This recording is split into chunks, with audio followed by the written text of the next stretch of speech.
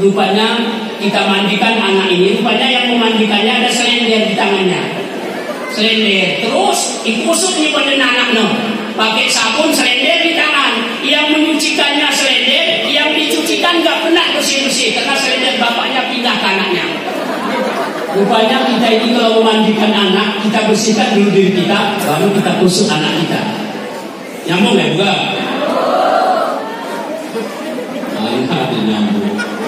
Nyambung, Bapak Ibu yang dimuliakan Allah. Nah, karena kami ini kadang-kadang Bapak Ibu sebenarnya kami bukan bongkar rahasia. Maka Ibu sangat beruntung, Bapak beruntung, anak-anak jemaah.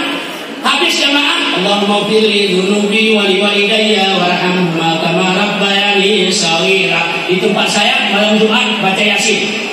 Saya katakan sama santri, niatkan pahala Yasin itu untuk bapak dan ibu kalian. Ibu duduk-duduk di rumah, bapak-bapak sambil merokok, nonton apa itu namanya, suara hati. Suara hati istri. Ini yang belum ada judul keluar, suara hati bapak. Karena yang bersuara biasanya istri, bapak nggak pernah bersuara. Ngapain bersuara? Nggak pernah sakit hati. Yang sakit hati kan cuma istri.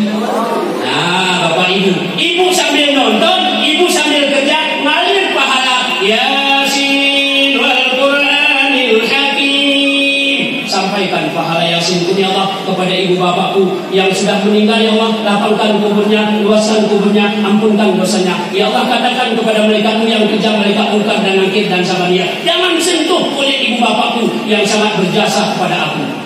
Oh, terima kasih. Ibu bapakku yang masih hidup ya Allah, kuatkan ibadahnya, kuatkan imannya, mudahkan rezekinya ya Allah, supaya sering dia antar belanja.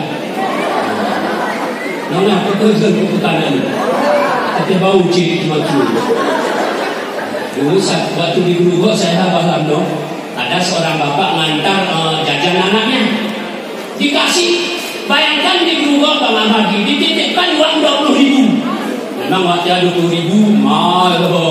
Tahun 90, 91, 90, 20.000 hebat tuh. Kami belanja cuma 15.000, ada lagi sisa nanti 5.000 lagi. Karena kami dulu mondok, termasuk guru-guru kita yang hadir ini, nggak manja ke anak-anak sekarang.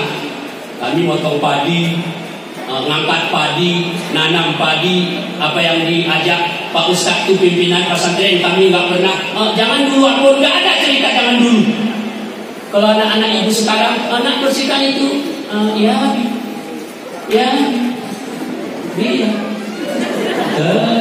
Orang diri. Anak-anak sini perasaan pulang dongong. Maaf ya.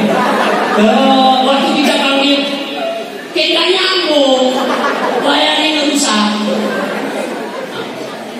Bukan satu tempat, hampir ada tempat. Bapak Ibu yang dimuliakan Allah Subhanahu wa taala. Maka tak kala ibu menjenguk anak ibu, bapak menjenguk anak bapak. Bapak lihat sedang membersih parit kadang di luar. Awas Pak ya, jangan bapak tegur. Mana Ustaz Munak? Masa kau antar ngaji kembali membersih parit? Main-main Ustaz ngaji kok gini cuma bersih parit. Membersih parit itu bahagian dari nuntut ilmu. Kalau enggak ilmunya enggak cepat dapat. Ngaku ibu. Ini kalau masa anak putih babu suruh nyapu, kemarin pun aku datang dia nyapu, masa rambutnya dibotakkan, aku pun nggak pernah botakannya. Botakannya karena mungkin ada sesuatu hal yang bermasalah. Kami botakkan sebelah lo, kalian sebelah bikin lah. Itu nggak semuanya botak tuh Pak, sebelah dulu. Nanti kalau ditanya bapaknya, kenapa botak sebelah? Karena satu batang rokok. Kalau 2 batang kuku bukari, yang mandung botak. Setengah-setengah karena siapa menyatu apa nyamandung. Ibu kok waktu botak yang di wajah muenti lenane. Mungkin pengin lagu kakek-kakek. Memang si canung rokok lagu kakek-kakek di wajah ini. Si santri-santri bisa beli dia ya. Yang isapnya pun asapnya nggak keluar Bang Ahmad. Saat ngombe kok dia lupa coba dia. Tapi baunya keluar, rasanya nggak keluar. Gede, ini Bang. Tapi kok pernah merokok juga? Oh ya, kalau merokok ini lagu jejak ini bapakmu isuk itu. Nah, maka hidupkan rasa kasih sayang. Doakan bapak yang ada di rumah, kuatkan ibadahnya, mudahkan rezekinya. Ya Allah, berikan bapakku rezeki yang banyak supaya dia dapat mengunjungi makam kekasihmu Sayyidina Muhammad SAW di Madinah Munawwarah. Ya Allah. Nah, ini saya titipkan doa kepada kalian. Doakan ibu bapak kalian supaya cepat pergi untuk menjenguk makam Rasulullah yang hari ini kita peringati. Bayangkan, langsung kita berdekatan dengan makam Rasulullah. Assalamualaikum ya Habibullah. Oh, subhanallah. Dekat, walaupun ibu-ibu nggak boleh masuk ke situ. Tapi saya pernah dibual oleh ibu-ibu. Ya, waktu itu mungkin karena sungguh saya berdoa. Itulah saya pas di kepala makam Rasulullah itu duduk. Ini kilpusuni, ini kecogahan. Dia pegang katanya batu nisannya, ambil tamahen yang cogahi salami. Kami udah berapa kali pergi murah nggak pernah pegang batu nisannya. Anu akan ino, ada batu nisan sahan pepan. Takut kita kan entah batu siapa dia pegang. Takut kita kan kepala temannya di sini. Dia bilang batu nisan. Terus ulah per kalau suci cogahnya itu gimana? Ada kadang-kadang waktu pulang dari umrah dia takut-takutin orang banget. Kalau kesana awas hati-hati. Di situ nampak semua.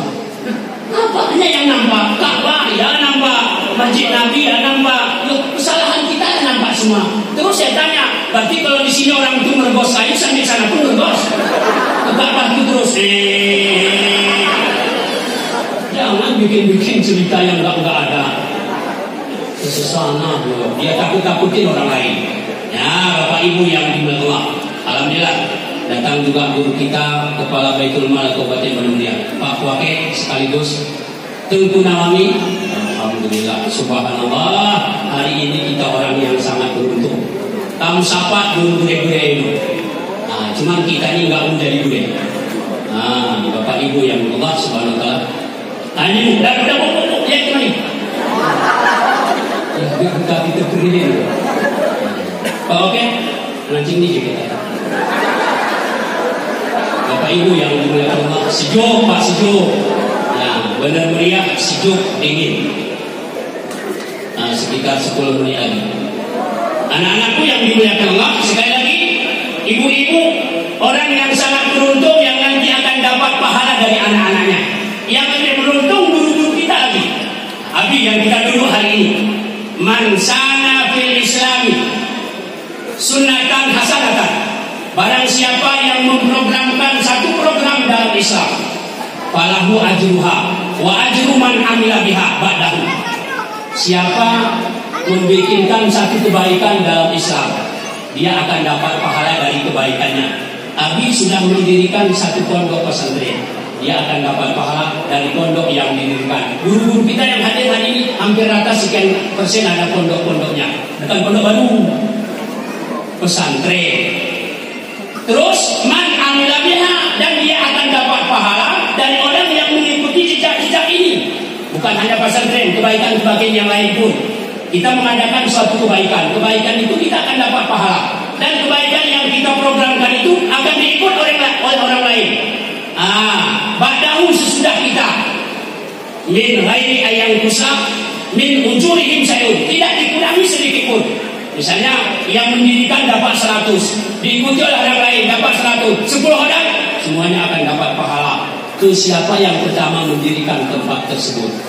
Sebaliknya, man sana fil islami sunnatan sayyatan, fakana lahu wisruha wa wisru man amila biha min ba'di. Siapa yang memprogramkan satu program yang jahat, dia akan dapat dosa dari program itu. Dan program itu diikuti oleh orang min ba'di sesudah dia. Dia akan dapat pahala dari dapat dosa dari orang yang mengikutinya. Min ghairi ayyam musa min azwarihim sayun. Tidak sedikit pun dikurangi dosa orang lain, semuanya akan ngumpul ke dia. Nah, ingat hati-hati Pak.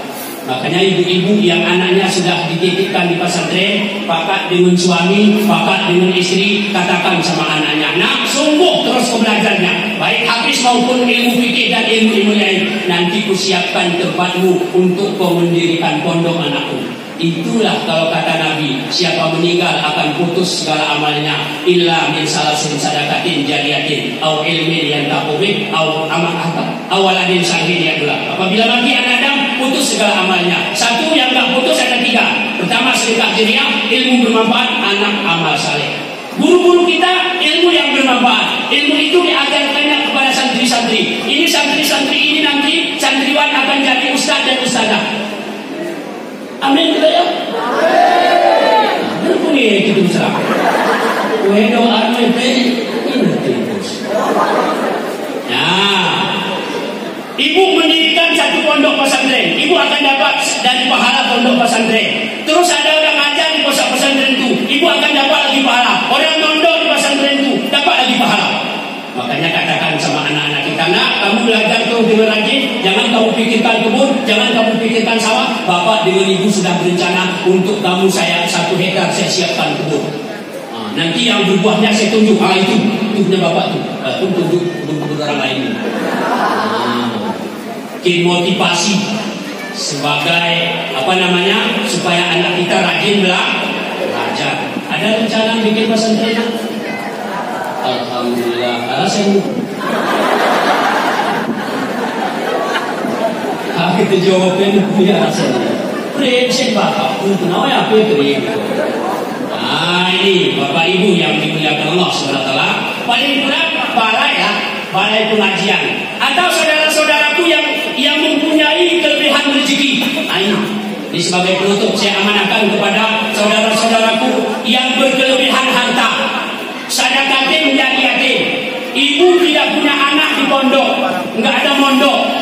Ya, enggak ada mondok anak ibu. Tapi ibu sangat cinta kepada orang mondok.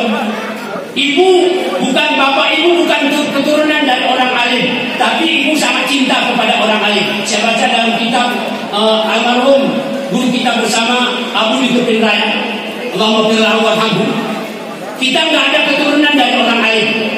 Datu, muya, nenek enggak ada darahnya orang alim, darahnya para ulama. Tapi karena kita cinta kepada ulama, senang kepada ulama, mendukung pekerjaan ulama, di situ dijelaskan kita enggak tahu entah cucu keberapa nanti Allah akan berikan orang alim.